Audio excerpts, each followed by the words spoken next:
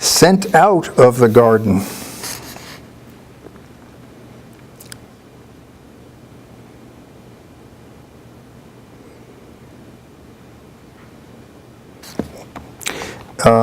This is the last poem in the sequence. This might seem a little odd. Some of the action in here might seem a little odd to people who didn't grow up in the country. But tree limbs sometimes fall in forests and stuff. In fact, they're called widow makers. That's an old, anybody ever hear that? That's cool, widow makers. There we go. Anyway, to build. No longer could they rest each night inside God's breath, as in a tent that kept them from the cold. All this was new, was after Eden. No longer could they sleep beneath the trees, trusting branches not to break. It was a habitation they had to make. 4 walls and a roof, a place to live, a world inside the world.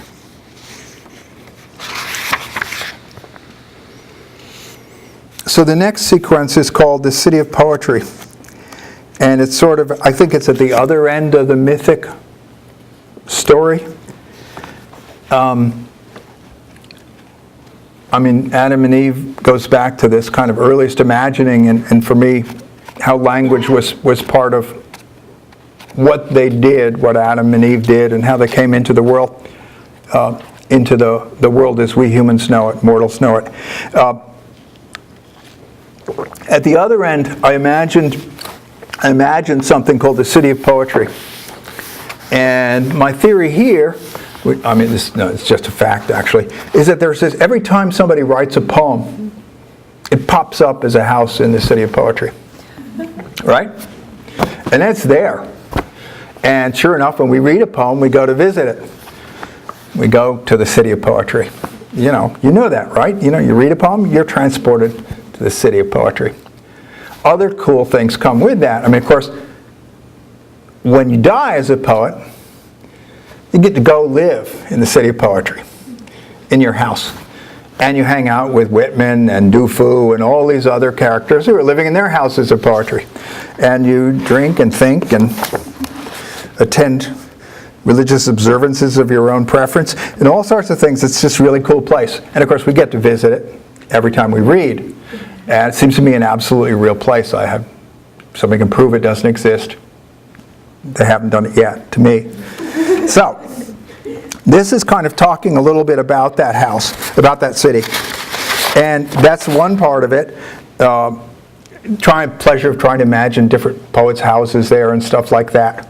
I get to talk about some of my favorite poets and where they would be living. But it's also woven in with the experience of my own life as a young person, growing up and, being introduced to the City of Poetry.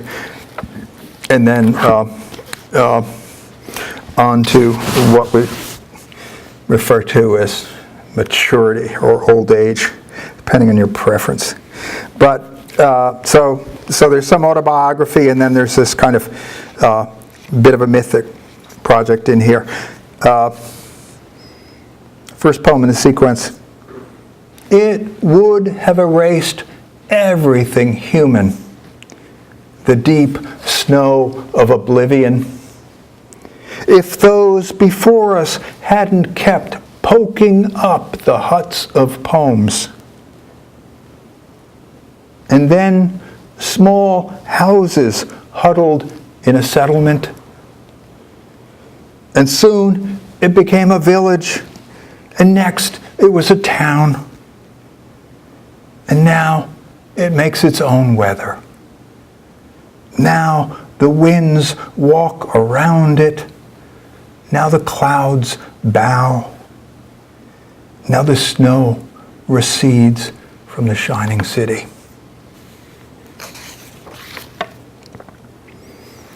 And the second poem, in a sense, sort of links it back to the first sequence. Some say Adam and Eve made it. She from her praise, he from his grief. Some say they built it out of their fallenness. He with his praise, she with her grief. Raising the walls, laying the roof. She with her praise, he with his grief. Building the first house of song. She with her grief, he with his praise. Making the holy human city. Making the holy human city. I think I just hit rock bottom on the forgot to tell yous. The last two lines, the word holy is like sacred, and the second time holy happens, it's completely. The completely human city, the sacred human city. See, I hit rock bottom, so as we say, I can come up from there. Let me see what this poem is. Sort of quickly goes through some next to sort of autobiographical stuff. I killed my younger brother in a hunting accident when I was 12. 2 years later, my mother took sick and died in a single night. My world closed in on all sides. I could hardly breathe. If someone had told me then, a place where every poem is a house, and every house a poem. When I first came here 50 years ago, the moment I arrived, I knew this city was my home.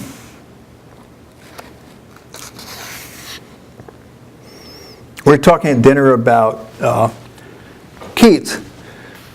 Keats' Ode to a Nightingale is my favorite poem in the world. And this autobiographical thing gives one reason why. If you know the Keats poem, he's down here in the dark, suffering, and he's reached the conclusion that life sucks, which is an apt discovery for him. And then there's the bird up here singing in a place of beauty.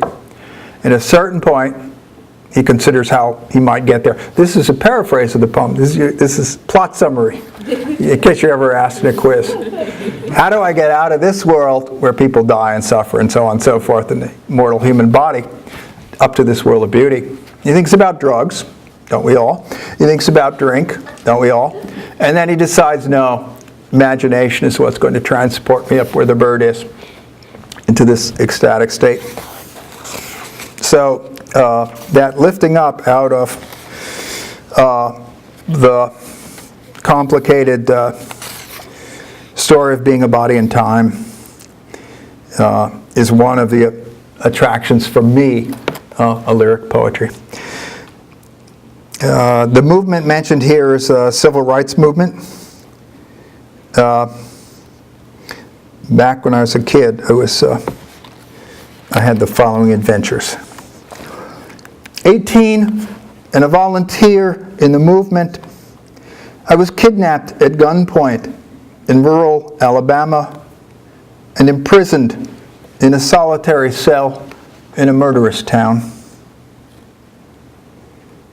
Oddly, after the beatings and the threats, they let me keep a book of Keats. I was sick and scared. It seemed likely I would die there. I read his Nightingale Ode, how he rose above his woes. The poem was my ladder, rungs and lifts of escape. I read it at dusk, climbing with each line.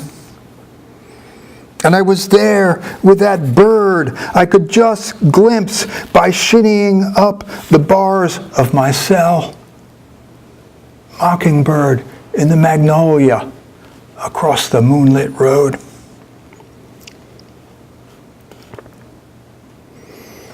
That's Hayneville, Alabama. Don't visit. So, begin to imagine some of the poems or the houses in the city. Part of the fun of this sequence was to, as I say, to think about the poets I like most. Although I think, as I say, I think every poet's there. But who needs plaques or nameplates when the houses themselves are so distinctive? Blake's cottage, easy to recognize by the angels dancing all day on the roof. From the drain spouts of Baudelaire's villa, gargoyles leer. There's an orchid boat moored in the canal out back of Lepo's. And Whitman's house is covered with sod, with grass deep-rooted and swaying in the wind. Dickinson's has 2 large windows on the second floor, staring, startled, intelligent eyes.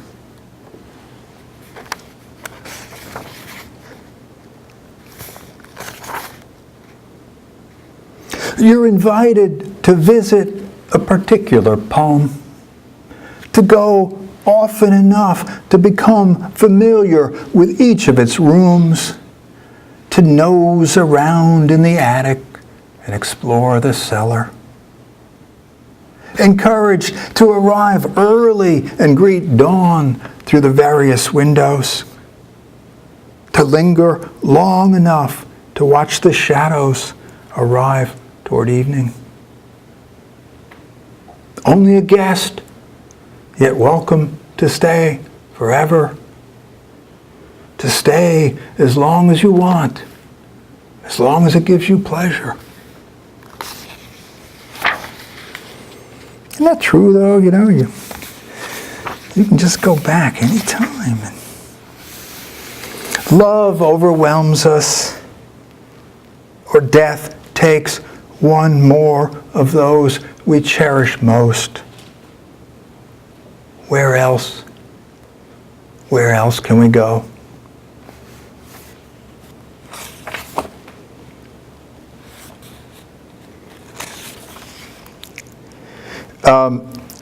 I got to imagining that some of my favorite poets were sufficiently weird as to not necessarily end up in ordinary habitations.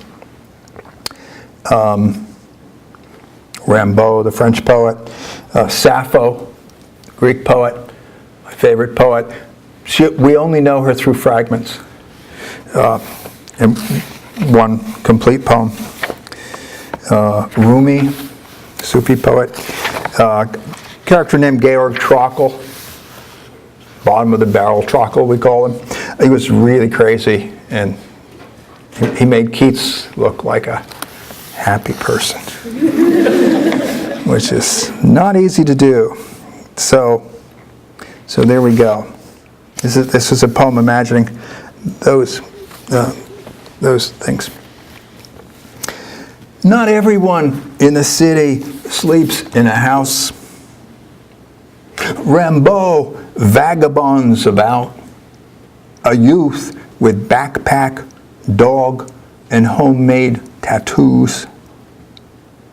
His poems too restless to settle, appearing as phrases on walls, bold and disturbing, making us uneasy.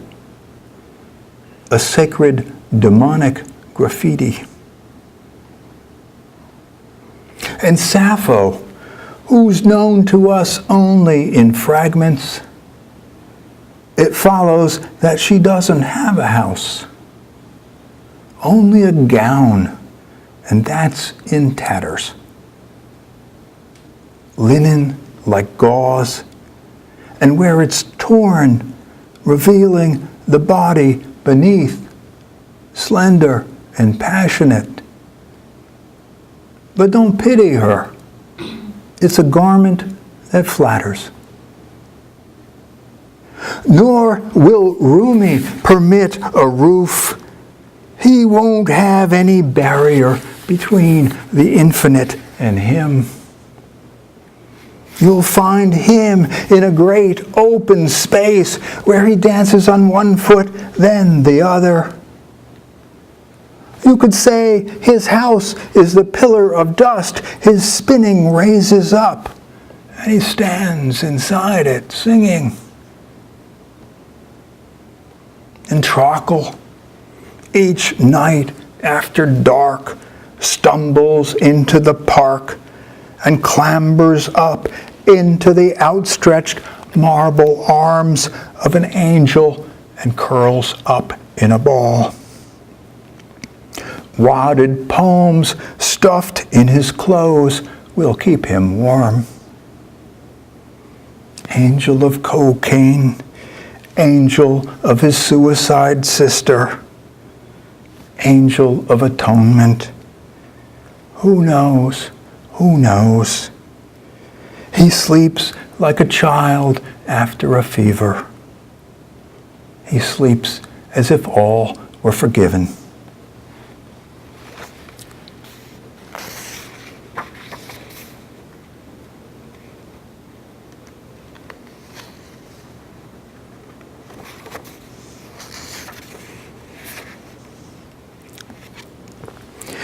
I also imagined that there were occasionally there would be like a guide to greet you in the house.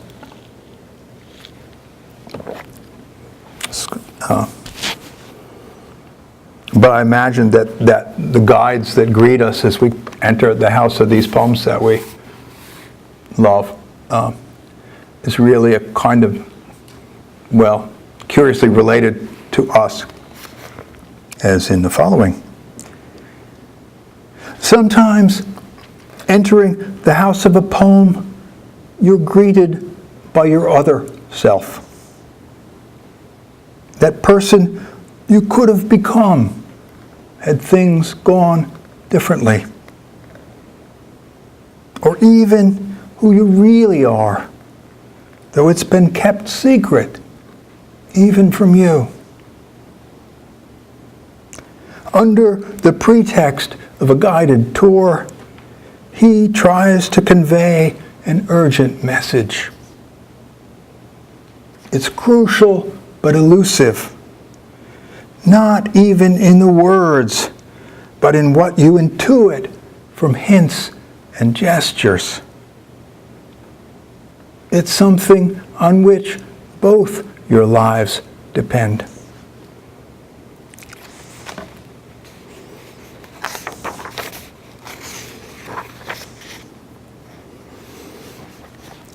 Last poem in that sequence. As I say aloud the opening line of my favorite poem, my breath calms. Soon the sounds I make set my hands dancing, and next my feet begin to move. Before I know it, I'm walking again in the city. My strides jaunty, my legs feel strong. I'm an old man made young again by the poems I love, reciting them as I saunter along.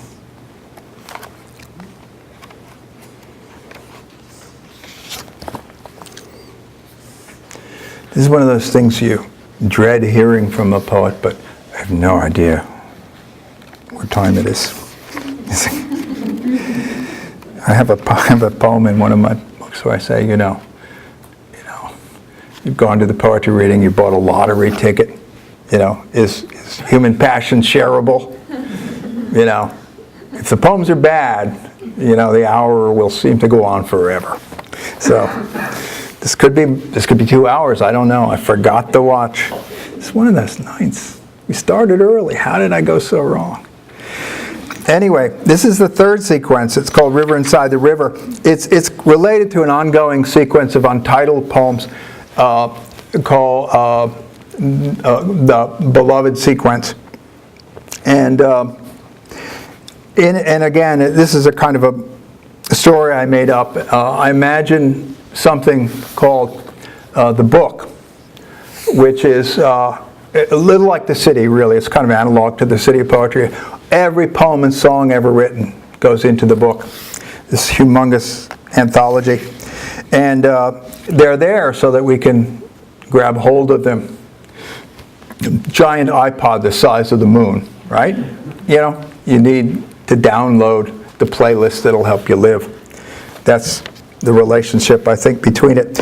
But another way of saying what happens in the project of poetry, it seems to me, is that when we write poems and songs, our project is to resurrect the beloved, to bring the beloved back to life again, which we do through poems and songs. The beloved is, to me, a mortal figure.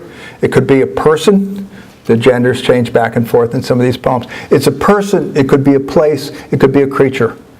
It is that other that brings us into relation with the world and therefore into meaning.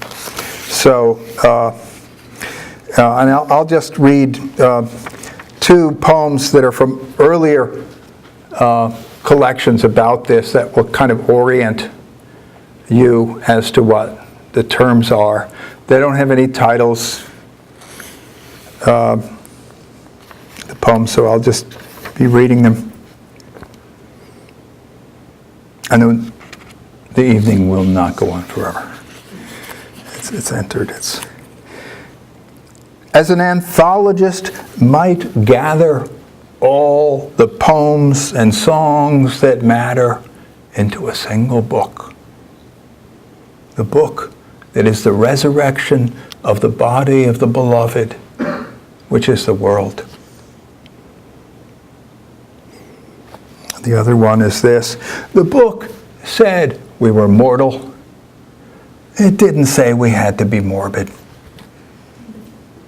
The book said the beloved died, but also that she comes again, that he's reborn as words. The book said everything perishes. The book said that's why we sing.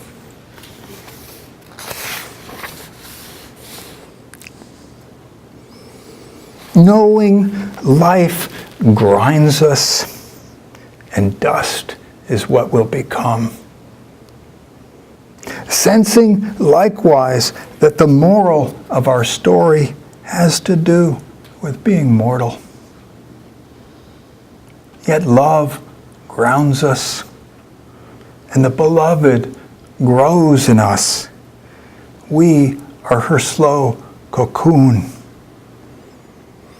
And the poem is a door, and the song a little window.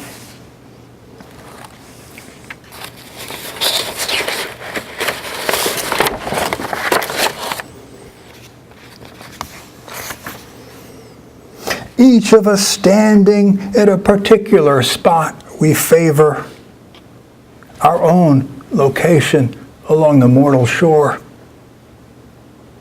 scanning the horizon. There it is. We watch the boat of the book float by. All our beloveds on board, waving from the deck, calling out our name, some of them singing, some just gazing at us with that look we loved.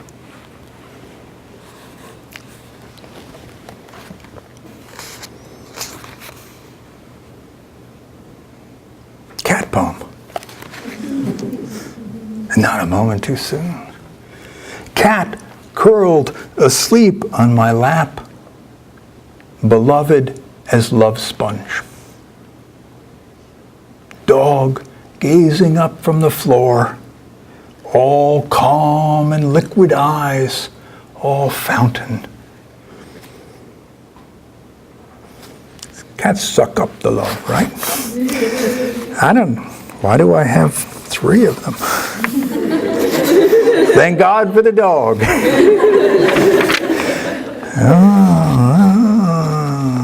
That surplus, that overflow, give it away.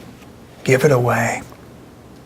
How much more than we can absorb the beloved bestows. We're back to short poems again, aren't we? Yeah.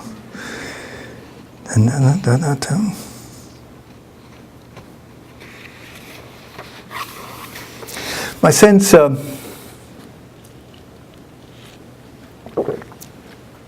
I say, the beloved seems to me, we know it to be like at times creature, at times a place, a loved place, at times a person. It seemed to me that one of the things about this principle of the beloved was that they moved through the world, that they had a constitutional inability to stay fixed in a single habitation in their body. So this is a poem about that. I know now the beloved has no fixed abode, that each body she inhabits is only a temporary home,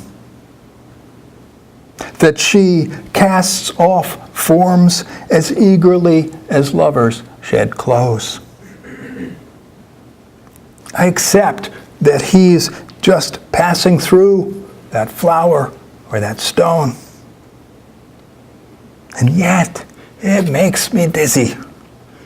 The way he hides in the flow of it, the way she shifts in fluid motions, becoming other things. I want to stop him, if only briefly.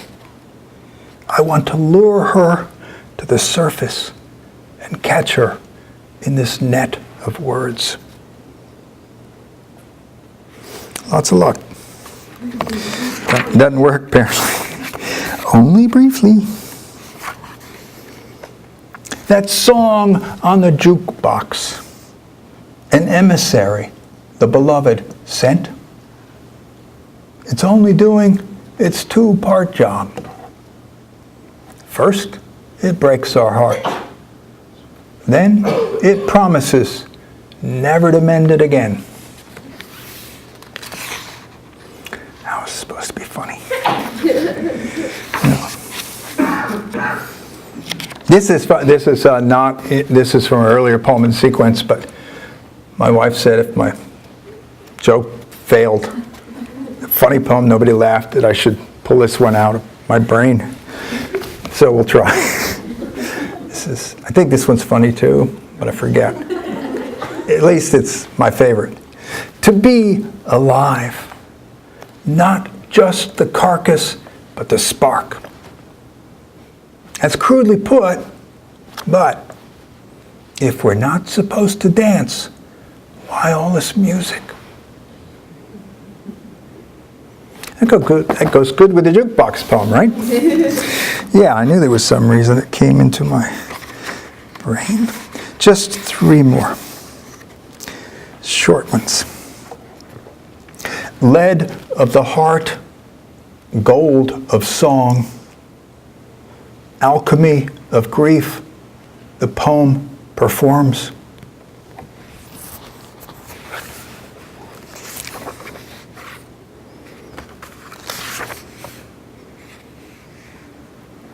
I've never read this one.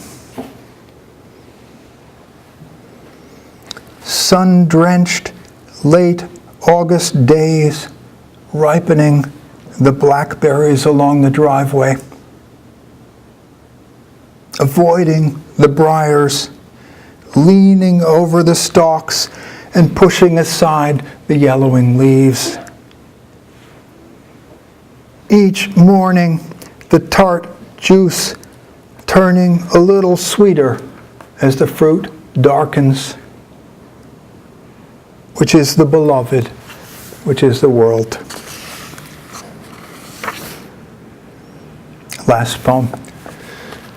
River inside the river, world within the world.